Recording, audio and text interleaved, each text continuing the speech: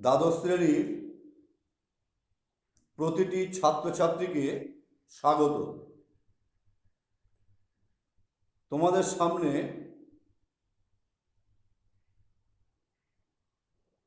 নানা রঙের দিন এই নাটকটি নিয়ে আমি তোমাদের সামনে আলোচনা করব। অজিতেশ বন্দ্যোপাধ্যায়ের লেখা নানা রঙের দিন নাটকটি আমি তোমাদের সামনে আলোচনা করব, তোমাদের সামনে আমি তুলে ধরছি। নাটক শুরু করার আগে, নাটকের গভীরে যাওয়ার আগে নাট্যকার সম্বন্ধে দু চারটি কথা আমি তোমাদের সামনে উপস্থাপন করছি।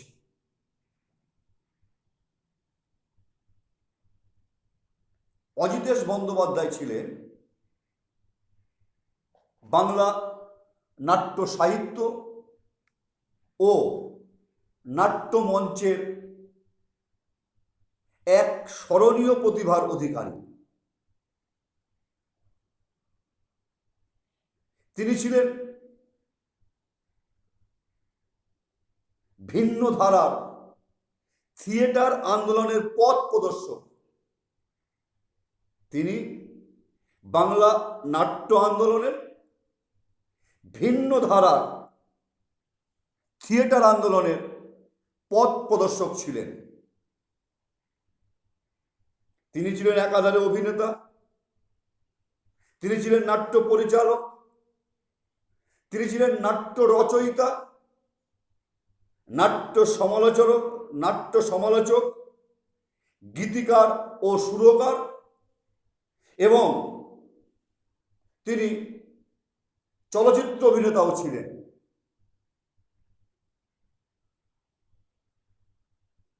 তিনি একদিকে যেরকম অভিনেতা ছিলেন, অন্যদিকে ছিলেন নাট্য পরিচালক, নাট্য রচয়িতা, নাট্য সমালোচক, গীতিকার, সুরকার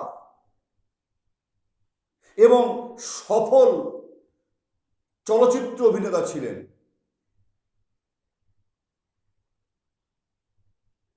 এই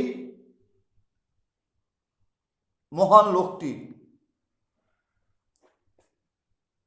বর্ধমান জেলার রোপো গ্রামে, ভালো করে শুনবে তোমরা, বর্ধমান জেলার রোপো গ্রামে 1933 সালের 30শে সেপ্টেম্বর জন্মগ্রহণ করেন। কোথায় বললাম? বর্ধমান জেলার রোপো গ্রামে 1933 সালের 30শে সেপ্টেম্বর জন্মগ্রহণ করেন। বাবার নাম ভুবনমোহন বন্দ্যোপাধ্যায়, মায়ের নাম লক্ষ্মীরানী বন্দ্যোপাধ্যায়। তাই কি বললাম তোমাদেরকে, যে বর্ধমান জেলার রোপো গ্রামে 1933 সালে 30শে সেপ্টেম্বর তিনি জন্মগ্রহণ করেন। বাবার নাম কি বললাম? ভুবনমোহন বন্দ্যোপাধ্যায়, মায়ের নাম লক্ষ্মীরানী বন্দ্যোপাধ্যায়। তিনি বর্ধমান জেলার রোপো গ্রামে জন্মগ্রহণ করেন। স্থানীয় যে স্কুল আছে, স্থানীয় কুলটি স্কুল থেকে তিনি ম্যাট্রিক পাস করেন। স্থানীয় কুলটি স্কুল থেকে ম্যাট্রিক পাস করবার পর তিনি আইএসসি পরীক্ষা পাস করেন বর্ধমান রাজ কলেজ থেকে। বর্ধমান রাজ কলেজ থেকে আইএসসি পরীক্ষায় পাস করেন। পরবর্তীতে কলকাতার মহারাজা মনীন্দ্রচন্দ্র কলেজ থেকে তিনি ইংরাজিতে অনার্স নিয়ে বিএ পাস করেন। তাহলে প্রথম তিনি স্থানীয় কুলটি স্কুলে ম্যাট্রিক পাস করেন, সেখান থেকে আইএসসি পরীক্ষা তিনি পাস করে কোথা থেকে পাস করলেন? তিনি বর্ধমান রাজ কলেজ থেকে পাস করলেন। পরবর্তীতে কলকাতার রাজা মনীন্দ্র রায় কলেজ থেকে তিনি ইংরাজিতে অনার্স সহ বিএ পাশ করেন।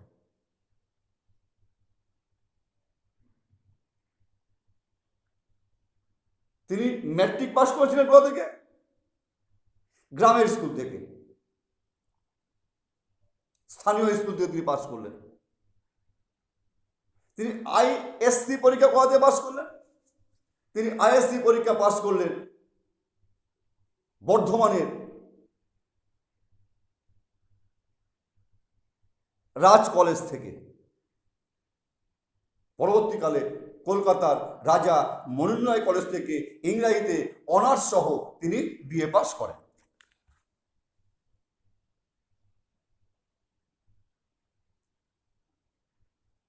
পড়াশোনা শেষ করে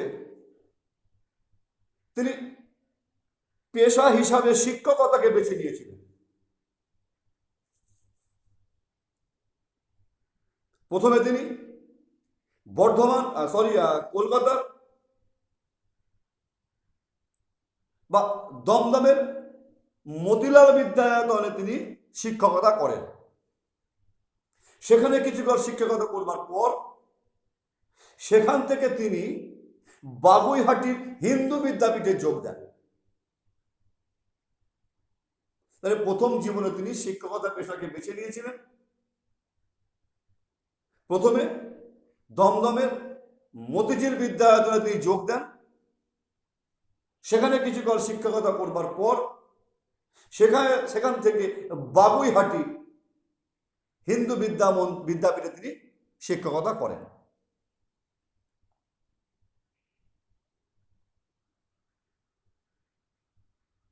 এই নাট্যকার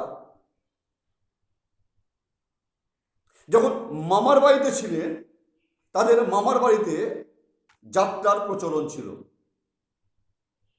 যাত্রার পরিবেশ ছিল। এই যাত্রার পরিবেশ তাকে অভিনয়ের প্রতি আকৃষ্ট করে তোলে। মামার বাড়ি যে যাত্রার পরিবেশ, সেই যাত্রার পরিবেশ তাকে অভিনয়ের প্রতি আকৃষ্ট করে তোলে। ফলে কুলটি হাই স্কুলে পড়বার সময় তার অভিনয়ের সাথে যোগসূত্র স্থাপিত হয়, তার অভিনয়ের হাতে খড়ি হয়। যখন তিনি গ্রামের স্কুলে, স্থানীয় স্কুলে যখন তিনি পড়াশোনা করছেন, যেহেতু মামার বাড়িতে যাত্রার পরিবেশ ছিল, সেই যাত্রার পরিবেশ তাকে অভিনয়ের প্রতি আকৃষ্ট করে তোলে। ফলে ছাত্র জীবনেই তার অভিনয়ের হাতে খড়ি হয়েছিল।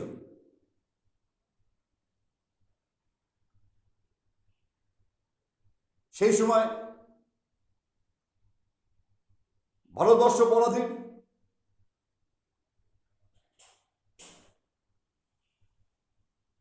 তার ছাত্র রাজনীতির সঙ্গে ঘনিষ্ঠ যোগ ছিল। তিনি ছাত্র রাজনীতিতে সরাসরি অংশগ্রহণ করেছিলেন। 1950 থেকে 1954 সাল, এই 5 বছরের মধ্যে তিনি 9টি নাটক নির্দেশনা ও অভিনয়ের সঙ্গে যুক্ত ছিলেন। 1950 থেকে 1954 এই 5 বছরের মধ্যে 9টি নাটকের নির্দেশনা ও নাটক অভিনয়ের সঙ্গে তিনি যুক্ত ছিলেন। 1956 সালে তিনি গণনাট্য সঙ্গে যোগ দেন। এই 1956 সালে গণনাট্য সঙ্গে যোগ দিয়ে তিনি 15টি নাটকে অংশগ্রহণ করেছিলেন।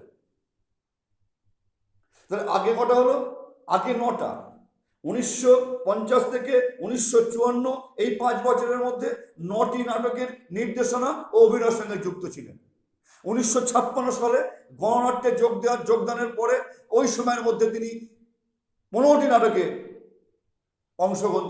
অভিনয়ে তিনি অংশগ্রহণ করেছিলেন। 1956। তাহলে 1950 থেকে 1956 এই বছরের মধ্যে তিনি 15টি নাটকের অভিনয়ের সঙ্গে তিনি যুক্ত হয়ে পড়েছিলেন।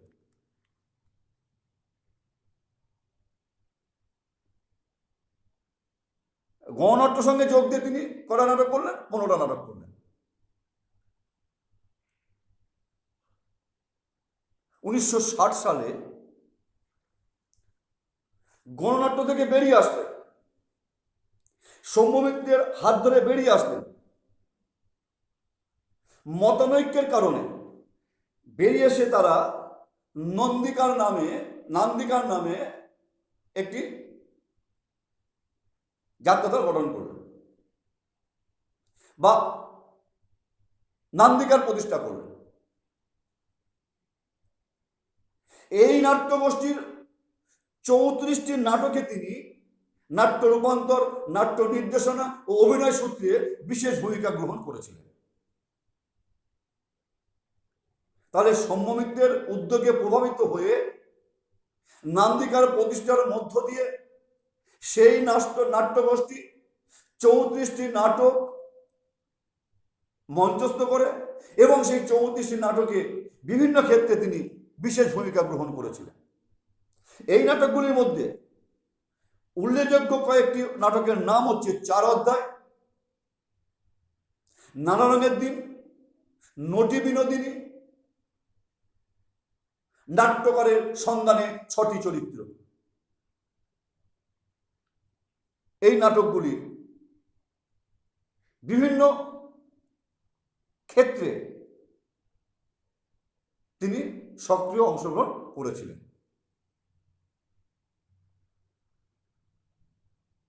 এবার কি হলো? তার নান্দিকার ছিল 1977 সালে 9 সেপ্টেম্বর তিনি নান্দিকার থেকে বেরিয়ে আসলেন। নান্দি মুখ নামে নতুন একটি নাট্যগোষ্ঠী তিনি গঠন করলেন, নিজে গঠন করলেন। কত সালে? 1977 সালে 9 সেপ্টেম্বর তিনি নান্দিকার থেকে বেরিয়ে এসে নান্দিমুখ নামে একটি নতুন নাট্যগোষ্ঠী প্রতিষ্ঠা করেন এবং এই নাট্যগোষ্ঠীর বিখ্যাত নাটক ছিল হচ্ছে পাপ পুণ্য। নান্দিকার নাট্যদল থেকে বেরিয়ে এসে 1977 সালে তিনি নান্দিমুখ নামে একটি নতুন নাট্যগোষ্ঠী প্রতিষ্ঠা করেন এবং এই নাট্যগোষ্ঠীর বিখ্যাত নাটক হচ্ছে পাপ পুণ্য। এগুলো বললাম শুধু নাটকের বিষয়ে বললাম। নাট্য চর্চার পাশাপাশি বাংলা ও হিন্দি মিলিয়ে 50টিরও বেশি চলচ্চিত্রে তিনি অভিনয় করেছেন। 50টির বেশি সিনেমায় তিনি অভিনয় করেছেন। সেই চলচ্চিত্রগুলির মধ্যে উল্লেখযোগ্য কয়েকটি চলচ্চিত্রের নাম হচ্ছে অতিথি, ছুটি, মহাবিপ্লবী অরবিন্দ, হাটে বাজারে ইত্যাদি ইত্যাদি। তাহলে নাট্যচর্চার পাশাপাশি 50টির বেশি চলচ্চিত্রে তিনি অভিনয় করেছিলেন এবং সেই চলচ্চিত্রগুলির মধ্যে কয়েকটি উল্লেখযোগ্য চলচ্চিত্র হল অতিথি, মহাবিপ্লবী অরবিন্দ, হাটে বাজারে, ছুটি ইত্যাদি ইত্যাদি। এই 50টি সিনেমার মধ্যে হাটে বাজারে ছবির অভিনয় করে তিনি সর্বাধিক খ্যাতি অর্জন করেছিলেন। কোনটা বলো? হাটে বাজারে ছবিতে অভিনয় করে তিনি সর্বাধিক খ্যাতি অর্জন করেছিলেন। আবারও বলছি, দেখো, নাট্যচর্চার পাশাপাশি তিনি 50টিরও বেশি চলচ্চিত্রে তিনি অভিনয় করেছিলেন। সেগুলির মধ্যে উল্লেখযোগ্য অতিথি, ছুটি, মহাবিপ্লবী অরবিন্দ, হাটে বাজারে ইত্যাদি ইত্যাদি। এদের মধ্যে হাটে বাজারে চলচ্চিত্রে অভিনয় করে তিনি সর্বাধিক খ্যাতি অর্জন করেছিলেন। অজিতেশ বন্দ্যোপাধ্যায় ছিলেন বিশ্ব নাগরিক। তিনি মনে মনে বিশ্বাস করতেন যে পৃথিবীর সমস্ত শোষিত মানুষের দুঃখ এক সুরে বয়ে চলেছে। সেই কারণে তাকে বলেছে বিশ্ব নাগরিক। তার উপলব্ধিতে এসেছিল, তিনি বিশ্বাস করতেন পৃথিবীর সমস্ত শোষিত মানুষের দুঃখই এক ধারায় বয়ে চলেছে। আর এই চরম সত্য উপলব্ধি করেছিলেন বলেই নাট্যকর্মীদের প্রতি দায়বদ্ধতা তিনি কখনো অস্বীকার করতে পারেননি। তিনি তাদের সৎভাবে বাঁচার উদ্যোগ গ্রহণ করেছিলেন পেশাদারী মঞ্চ প্রতিষ্ঠার মাধ্যমে। পেশাদারী মঞ্চ প্রতিষ্ঠার মধ্য দিয়ে তিনি তাদেরকে সৎভাবে বাঁচার উদ্যোগ গ্রহণ করেছিলেন। আবারও বলছি, অজিতেশ বন্দ্যোপাধ্যায় ছিলেন বিশ্ব নাগরিক। তিনি বিশ্বাস করতেন পৃথিবীর সমস্ত শোষিত মানুষের দুঃখই এক সুরে বয়ে চলেছে। তিনি এই চরম সত্য উপলব্ধি করেছিলেন বলেই নাট্যকর্মীদের প্রতি দায়বদ্ধতার কারণে বা নাট্যকর্মীদের প্রতি তার দায়বদ্ধতা তিনি কখনো অস্বীকার করতে পারেননি। তিনি তাদের সৎভাবে বাঁচার উদ্যোগ গ্রহণ করেছিলেন পেশাদারী এই মঞ্চ প্রতিষ্ঠার মধ্য দিয়ে।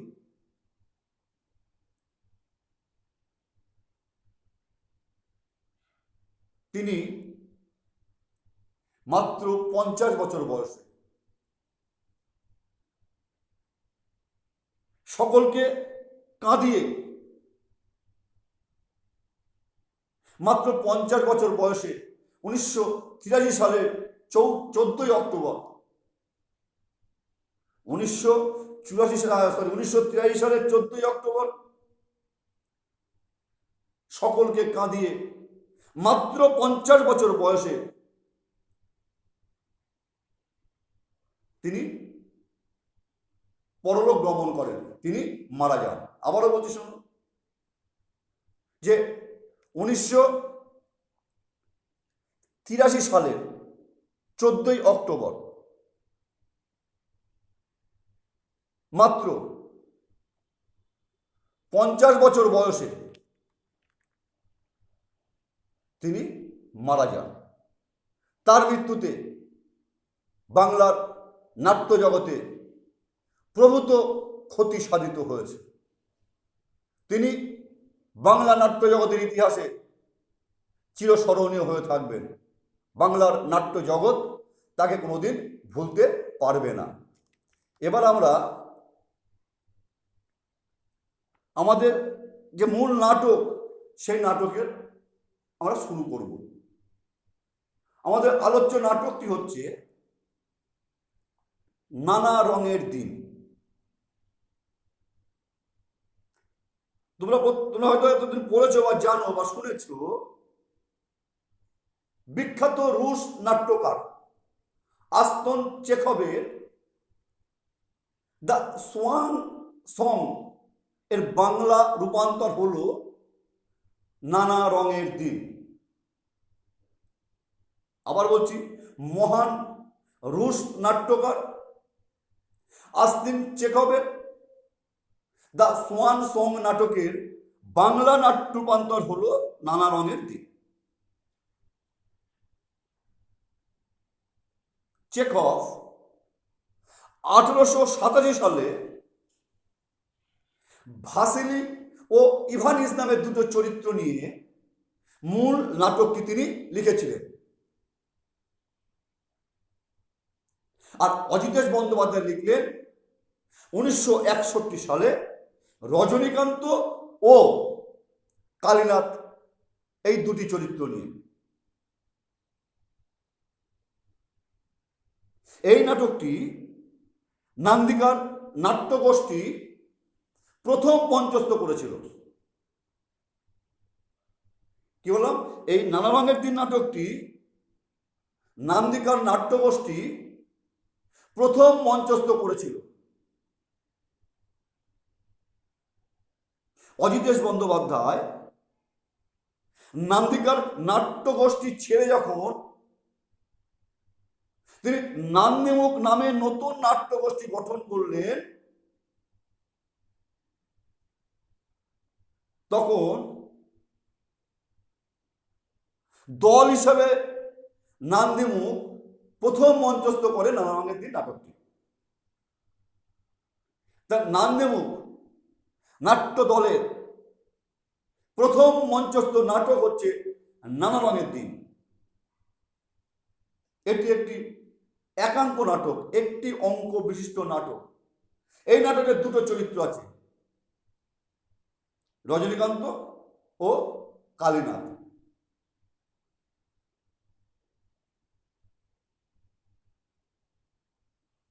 উনিশশো 2011 সালে অজিতেশ বন্দ্যোপাধ্যায়ের নাটক সমগ্র